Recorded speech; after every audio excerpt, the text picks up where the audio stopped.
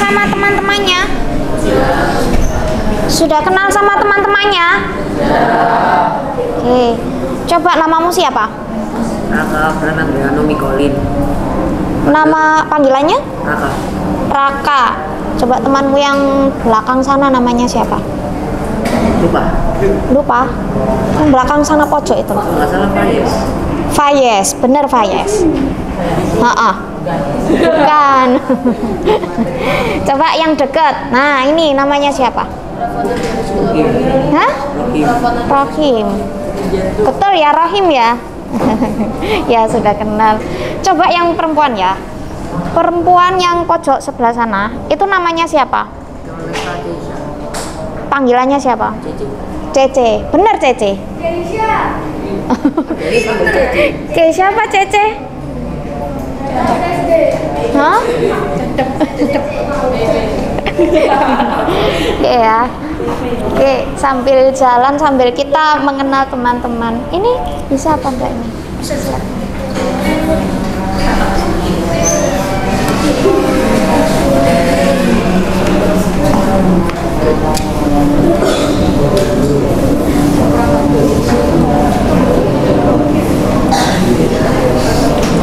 Oh ya, ini pakai perkenalan tak ini nak?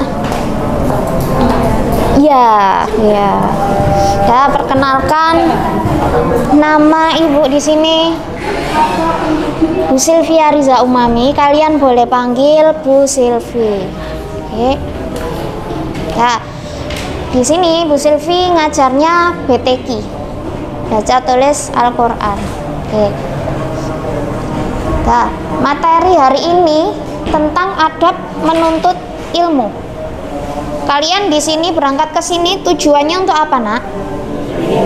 Tujuannya untuk menuntut ilmu. Oke. Lanjut. Nah, di sini dijelaskan di Al-Quran surat Al-Mujadalah kedudukan orang yang berilmu. Coba di sini siapa yang dari SDI? Coba angkat tangan. SDI atau SDIT? Ada? Ada yang dari SD Muhammadiyah? Oke. Coba yang belakang, yang laki-laki. Coba dibaca, kelihatan nak? Oke, dibaca ya, yang keras suaranya. Enggak, di situ aja. Suaranya yang keras. Kelihatan enggak? Oh iya, maju.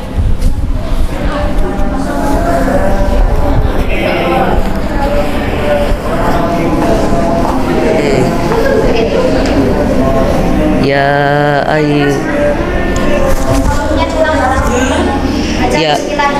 Bismillahirrahmanirrahim.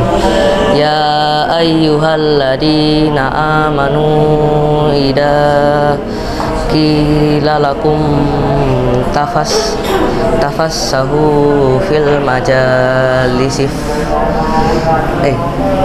lisifaf sahu yafsahil illahu lakum wa idza qilan suzu yarfallahu alladhina amanu minkum walladhina utul ilma darajat wallahu bima ta'maluna khabir. Sadaqallahul azim. Ya ayyuhalladzina amanu, wahai orang-orang yang beriman, idza qila lakum tafassahu, apabila dikatakan wa idza qila lakum, apabila dikatakan kepadamu tafassahu fil majalisi, berilah kelapangan di dalam majelis-majelis. Fafsahu yafsahillahu lakum, lapangkanlah, niscaya Allah akan memberi kelapangan untukmu. Oke. Apabila wa idza qilan syuzu, apabila dikatakan berdirilah, fasyuzu, maka berdirilah. Yarfa'illahu alladhina amanu minkum niscaya Allah akan mengangkat orang-orang yang beriman di antaramu. Walladzina utul ilma darajat, dan orang-orang yang diberi ilmu beberapa derajat. Wallahu bima ta'maluna khabir. Allah Maha teliti terhadap apa yang kamu kerjakan. Oke. Di sini dijelaskan orang-orang yang menuntut ilmu itu akan diangkat derajatnya oleh Allah. Oke.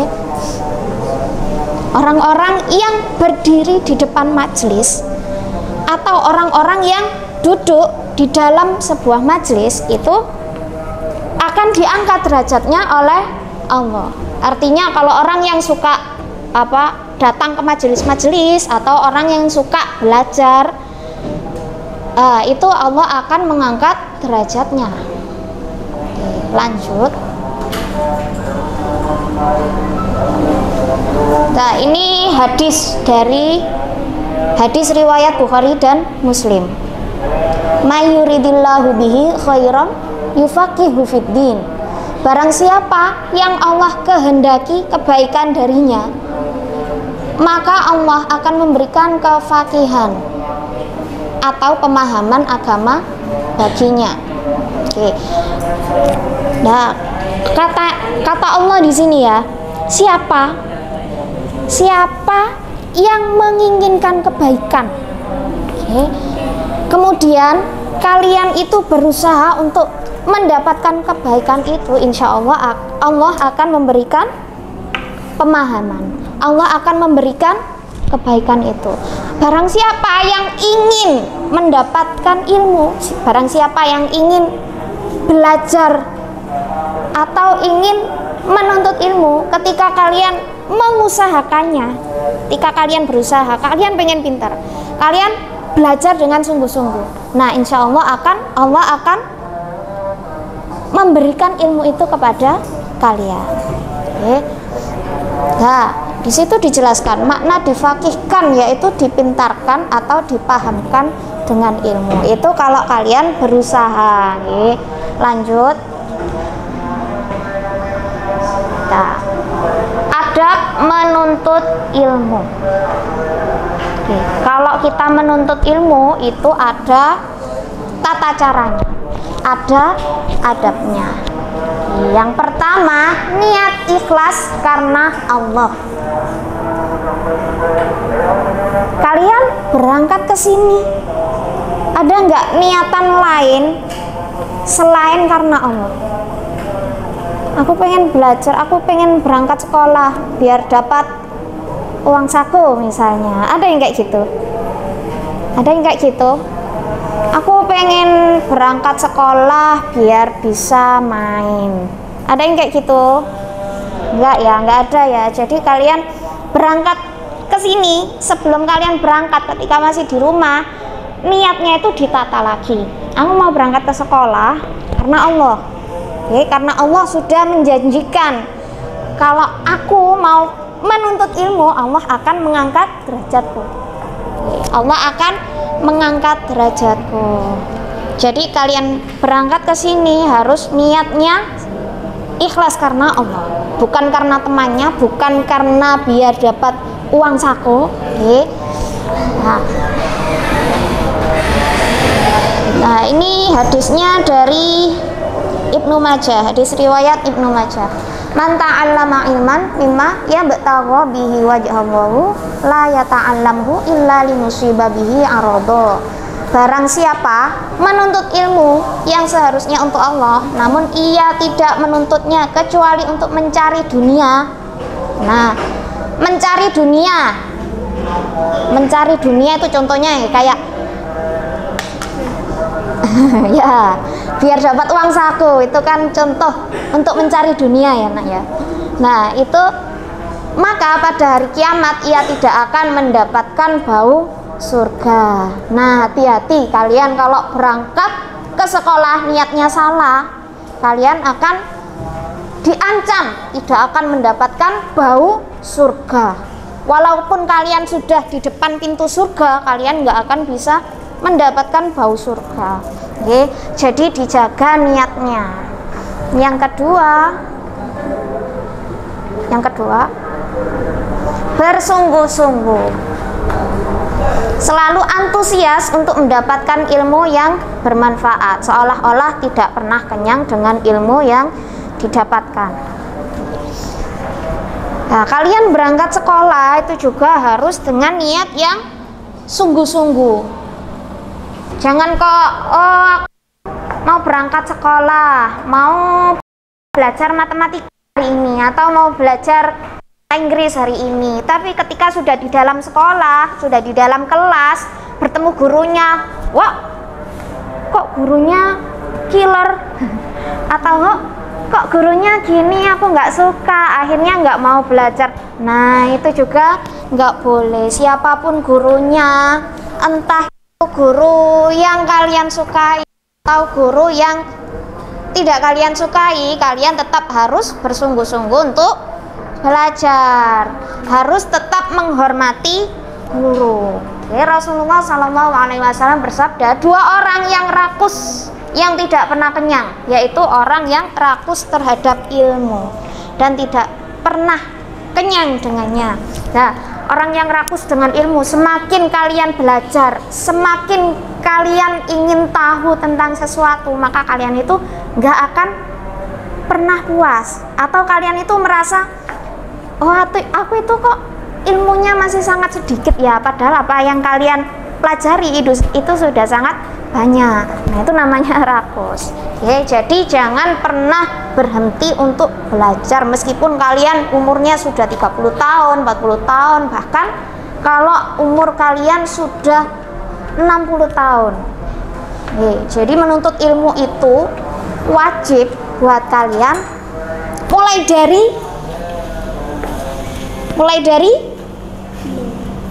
dari apa nak? Mulai dari kandungan sampai ke liang lahat. Ada yang tahu hadisnya kan nak? Loh, ada yang tahu? Menuntut ilmu itu wajib bagi kaum muslimin. Dimulai dari kandungan hingga sampai ke liang lahat. Ada yang tahu hadisnya? Ada yang tahu hadisnya? Lupa. Oke, nanti di rumah dicari ya. Lanjut.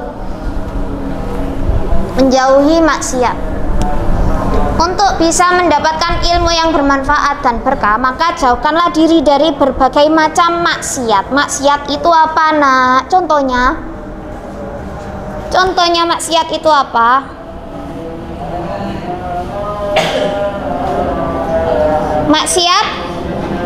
Maksiat itu bisa karena maksiat itu bisa makan dan minum yang haram. Contohnya kayak alkohol gitu ya. Terus apa lagi?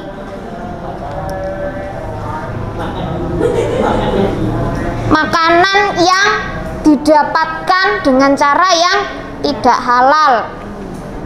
Contohnya mencuri. Oke. Nah, itu bisa membuat kalian ilmunya tidak bermanfaat dan tidak berkah. Terus contoh lain, contohnya maksiat yang lain, berzina, pacaran, ya. Terus apalagi? Maksiat itu banyak macamnya. Nah, termasuk kalian melihat hal-hal yang tidak baik, itu juga termasuk maksiat. Kalau kalian melihat temanmu, oh dia kok melakukan hal-hal yang nggak baik, tapi tidak diingatkan, tapi dibiarkan. Nah, itu nggak boleh itu namanya kalian membiarkan. Oke, menjauhi maksiat, diingat-ingat. Jadi orang yang menuntut ilmu itu harus menjauhi kemaksiatan.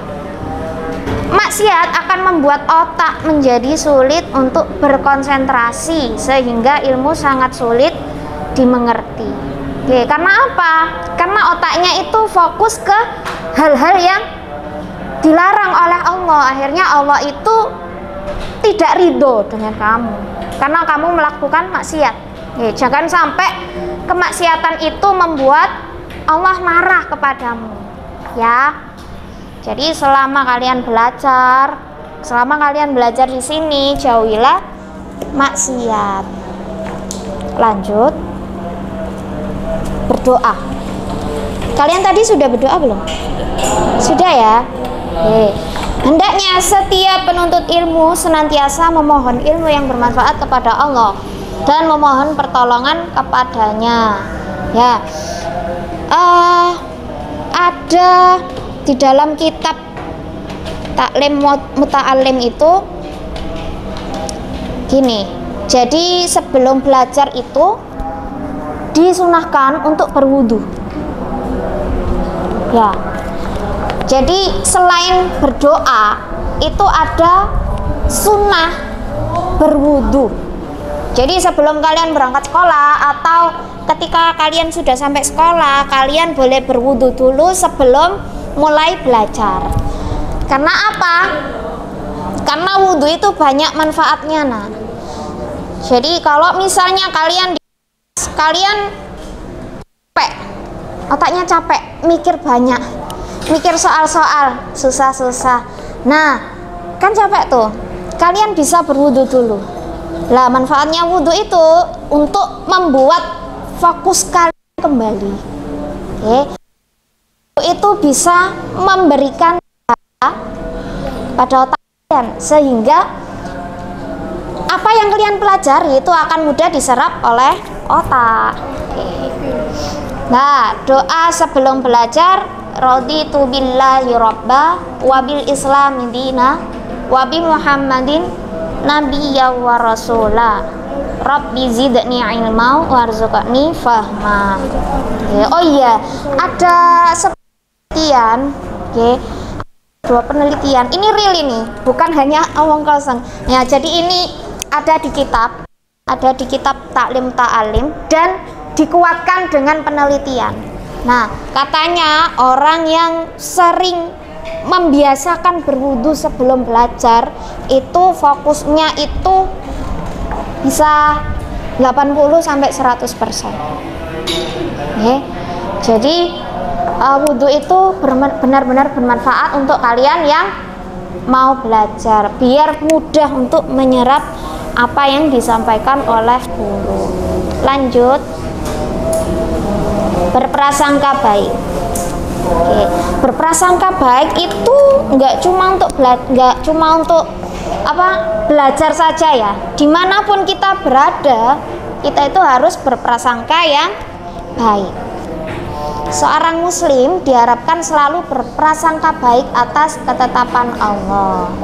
Kalian juga harus berprasangka baik kalau kalian itu mampu, kalau kalian itu bisa. Kalian punya cita-cita? Punya cita-cita semuanya? Coba yang laki-laki, kamu cita-citanya apa, nak? Jadi TNI. Bagus.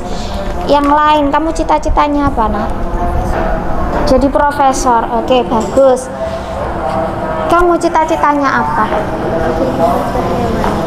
Dokter hewan. Oke, semuanya punya cita-cita ya. Kita harus punya prasangka. Aku punya cita-cita besok aku akan jadi dokter hewan. Aku yakin aku bisa. Nah, itu namanya berprasangka yang baik. Jangan kok gini, aku punya cita-cita jadi TNI, tapi aku bisa apa enggak ya? Oh, enggak jadilah. Aku mau bercita-cita jadi profesor aja. Tapi aku bisa apa enggak ya? Gitu. Nah, itu namanya berprasangka buruk. Jadi kalau kalian sudah punya cita-cita, kalian harus mantap. Tujuanku ingin jadi ini. Jadi kalian yakini dalam hati. Kalian harus harus yakin, aku pasti bisa, aku besok pasti akan meraih cita-citaku, gitu ya. Tidak selalu hasil dan proses pembelajaran yang telah dilakukan sesuai dengan yang direncanakan, ya nak. Jadi setiap proses pembelajaran itu tidak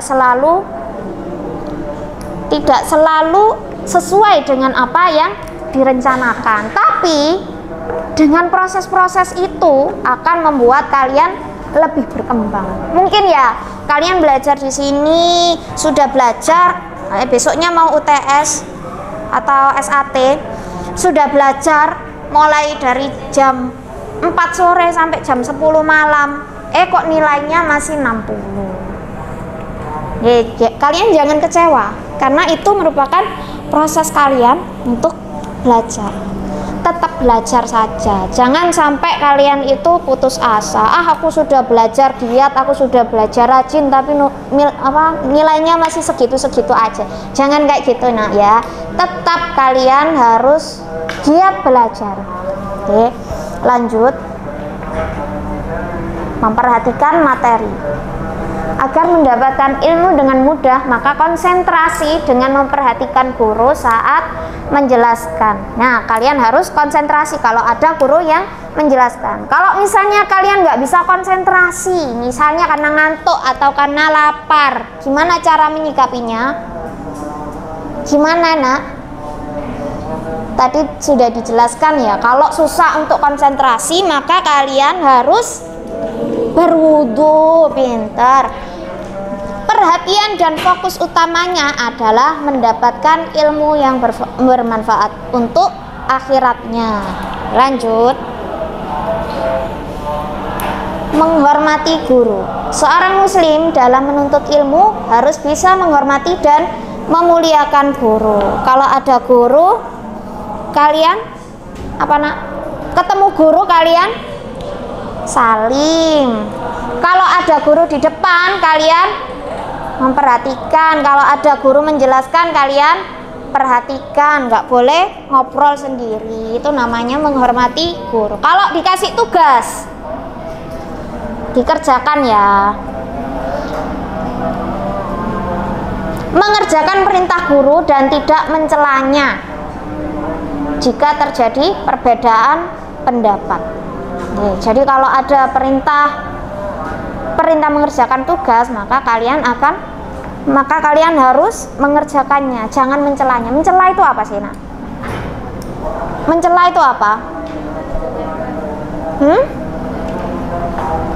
Gimana kak? Kakak IPM?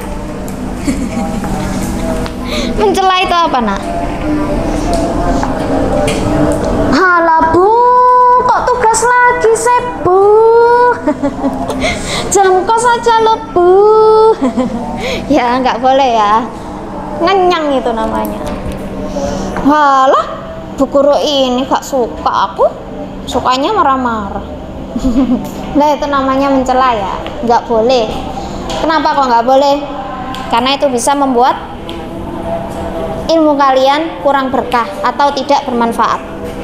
Barang siapa memuliakan guru, maka ia memuliakan aku, dan barang siapa memuliakan aku, maka ia memuliakan Allah. Dan barang siapa muliakan Allah, maka tempat kembalinya adalah surga. Ini hadis ya? Iya hadis, tapi nggak dicantumkan hadis riwayat siapa. Oke, enggak apa-apa, lanjut. Mengamalkan ilmu yang dimiliki. Rasulullah bersabda, celakalah orang yang tidak berilmu, dan celaka pula orang yang berilmu namun tidak mengamalkannya. Hadis riwayat Abu Nuaim. Jadi namanya kalian ibadah, kalian baca Al-Quran, sholat, itu kan ada ilmunya ya. Kalian apalagi kalian berhaji, kalian berkorban, itu kan semuanya ada ilmunya ya. Nah, kalau misalnya kalian nggak tahu ilmunya tapi kalian sholat tapi nggak tahu ilmunya, kalian sholat tapi nggak ketika ruku itu nggak baca, ketika sujud kalian cuma diam aja, itu namanya tidak berilmu. Kalau sholatnya seperti itu, boleh apa enggak kira-kira nak? Dapat pahala apa enggak? Tidak dapat pahala. Iya, karena apa? Enggak ada ilmunya. Kecuali kalau masih belajar. adik kalian yang masih kecil, otomatis sholatnya hanya gerakan saja, kan nggak apa-apa, masih belajar ya. Tapi kalau kalian sudah besar, sudah umur segini, umur berapa nak? 12, 13, ya otomatis harus hafal doa-doanya sholat ya. Kemudian kalau kalian baca Al-Quran itu juga ada ilmunya, ada tajwidnya, ada gharibnya, ada ilmu gharibnya. Kalau kalian nggak paham, maka pahalanya tidak sebanyak orang yang berilmu, nggak sebanyak orang yang sudah belajar.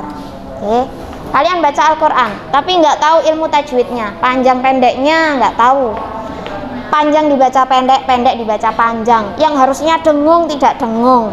Nah, itu pahalanya akan berbeda sama orang yang sudah belajar tajwid dan gharib. Makanya kalian harus selalu belajar, kalian harus selalu berusaha. Aku pengen belajar baca Al-Quran biar pahalaku banyak. Nah gitu ya. Lanjut. Oh sudah selesai nih materinya. Apakah ada pertanyaan? Nggak ada pertanyaan? Dari semua yang dijelaskan nggak ada pertanyaan? Nggak ada? Sudah? Benar? Oke. Kasih pertanyaan satu saja. Kalau nggak ada yang tanya, biar Bu Silvi yang tanya. Oke. Satu pertanyaan.